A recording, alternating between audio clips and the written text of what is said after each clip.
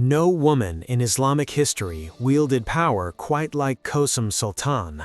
While other women influenced from the shadows, none matched the sheer political dominance and longevity of this one woman who controlled the Ottoman Empire for nearly 4 decades. The woman who ruled without ruling. That's what historians call Kösem Sultan. When you look at the evidence, it's hard to argue. We're talking about someone who controlled sultans, appointed grand viziers, commanded armies, and made decisions that shaped 3 continents, all while never officially holding a title beyond Mother of the Sultan. Let me take you back to the year 1605. The Ottoman Empire was at a critical turning point. Sultan Ahmed I had just taken the throne at age 13. The empire that once terrified Europe was showing cracks. Wars with Persia were draining resources, the Janissaries were becoming a political force, the treasury was struggling. Then a young woman, probably Greek by birth, probably captured in a raid, entered the imperial harem as a slave. Her birth name was Anastasia. The Ottomans would call her Kösem, meaning leader of the flock. But the real story starts with what she did next. Kösem didn't wait to become a forgotten concubine. She became Sultan Ahmed's favorite, not just through beauty, though accounts say she was stunning, through intelligence. Ahmed was young, inexperienced, overwhelmed by the weight of empire. Kösem became his confidant, his advisor, his partner. By the time she was 20, she had given Ahmed multiple sons. This made her powerful. In the Ottoman system, the mother of a prince had status, wealth, and most importantly, a stake in the succession. Ahmed died in 1617, at just 27 years old. He left chaos. His brother Mustafa became sultan, but Mustafa was mentally unstable. Within 3 months, he was deposed. Then Ahmed's son, Osman II, took the throne. He was only 14. Osman tried to assert himself. He planned to reform the Janissaries, the very military force that put sultans on thrones. Big mistake. In 1622, the Janissaries revolted, dragged Osman from the palace, and strangled him. He was 19 years old. The throne went back to Mustafa, but Mustafa was still unstable. The empire couldn't function with him in charge. In 1623, Mustafa was deposed again. And this is where Kösem's power truly begins. Her son, Murad IV, became sultan. He was 11 years old. Think about what this means. An 11-year-old cannot run an empire that stretches from Algeria to Iraq, from Hungary to Yemen. Someone has to make the actual decisions. Someone has to control the government. Someone has to manage the grand viziers, the generals, the religious authorities, the foreign ambassadors.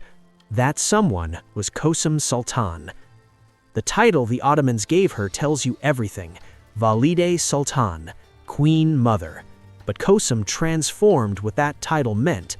Previous Valide Sultans had influence. Kösem had power. Real, direct, undeniable power. She attended state council meetings, not from behind a screen or through intermediaries. She sat in the Imperial Council, the Divan, where the most powerful man in the empire made decisions. She appointed and dismissed grand viziers, the prime ministers of the Ottoman state. She controlled the imperial treasury. She commanded military campaigns. Foreign ambassadors sent her letters directly, negotiating with her instead of the child sultan. This wasn't subtle influence. This was governance. And here's the thing nobody talks about. She was good at it. Really good. Under Kösem's regency, the empire stabilized. She ended the disastrous war with Persia in 1639, negotiating the Treaty of Zuhab that brought peace after decades of conflict. She reformed the treasury, bringing fiscal discipline after years of overspending. She managed the Janissaries, the same force that had murdered Sultan Osman, keeping them under control through a combination of strategic payments and careful political maneuvering. She also understood something crucial about Ottoman power. The religious establishment, the ulema, could make or break a ruler.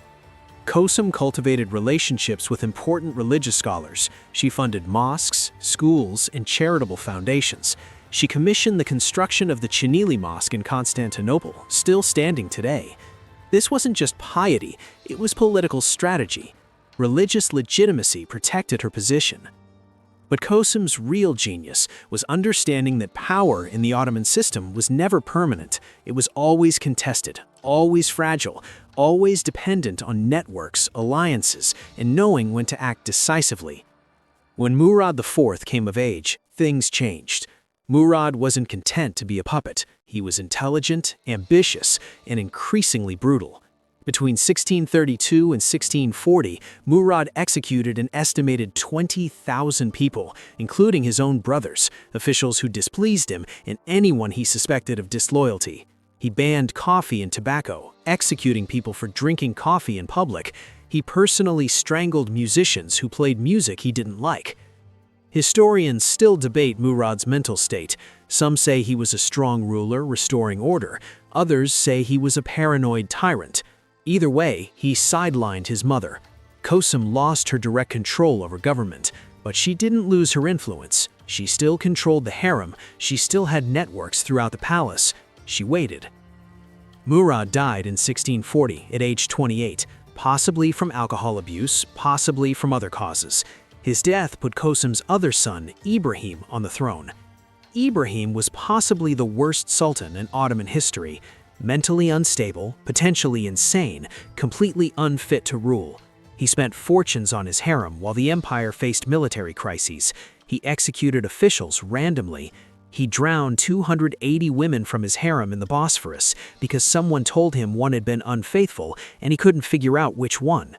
The empire was falling apart. Once again, Kösem stepped in. For 6 years, she essentially ran the empire while Ibrahim sat on the throne doing nothing useful. She met with grand viziers daily. She managed foreign policy. She oversaw military campaigns against Venice and Crete. She controlled finances. She kept the empire functioning while her sons spiraled into madness. By 1648, it was clear Ibrahim had to go. The state couldn't survive with him in charge. Kösem made an extraordinary decision. She supported the deposition of her own son. In August 1648, Ibrahim was removed from the throne and executed shortly after. This wasn't a mother protecting her child. This was a ruler prioritizing the state over family. Ibrahim's son, Mehmed IV, became sultan. He was 6 years old, and Kösem Sultan was regent again. For the third time, she was the real power behind the throne. But this time, she had competition. Mehmed's mother, Tuhan Sultan, was young, ambitious, and determined to hold power herself.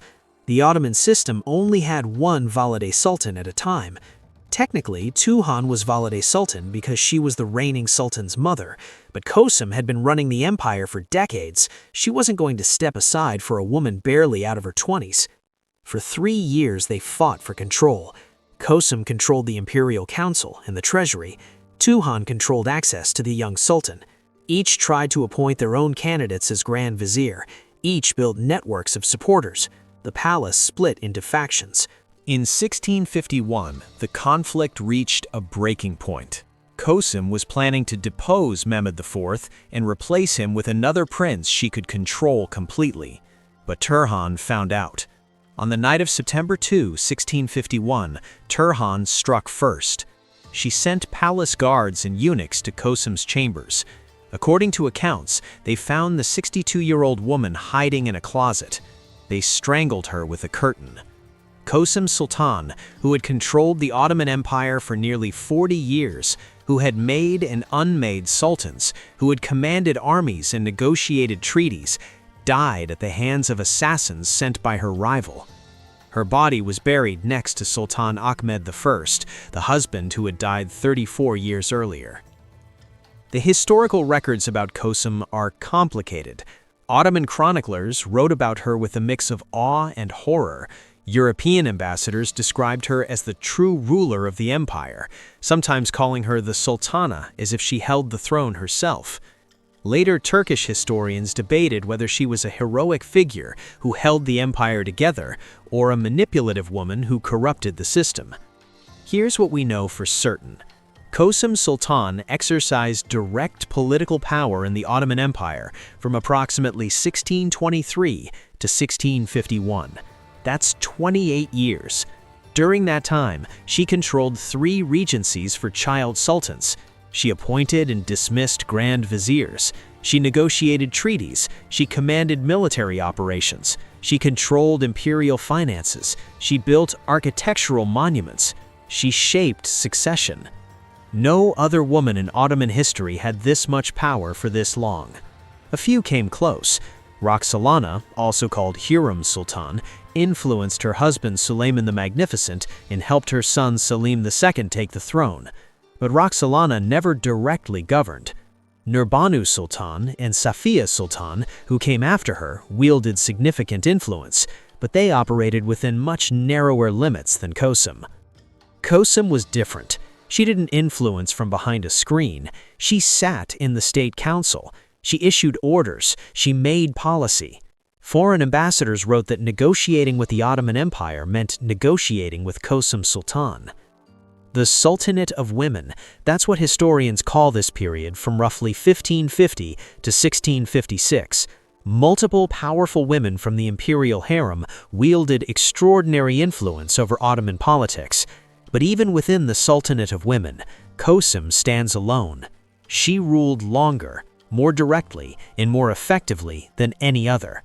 Women in the harem could accumulate wealth, they could build networks, they could influence appointments, and most importantly, if their sons became sultan, they could transform influence into direct power.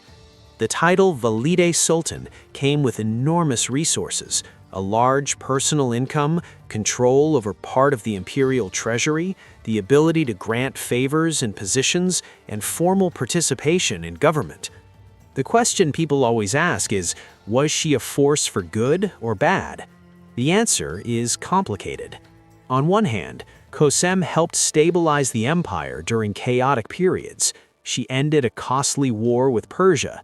She managed the Janissaries when they were at their most dangerous. She maintained government functioning during the reigns of incompetent sultans. She funded charitable works and religious institutions. On the other hand, she enabled weak sultans to remain in power when stronger leadership was needed. She prioritized maintaining her own position over potentially beneficial reforms. She participated in succession violence, including supporting the execution of her own son. She accumulated wealth while many in the empire struggled. What's undeniable is her impact. She shaped Ottoman politics for 4 decades. She influenced succession to the throne. She affected wars, treaties, and internal policies. She demonstrated that women could wield supreme political power in an Islamic empire, something that challenged assumptions both in her time and in ours.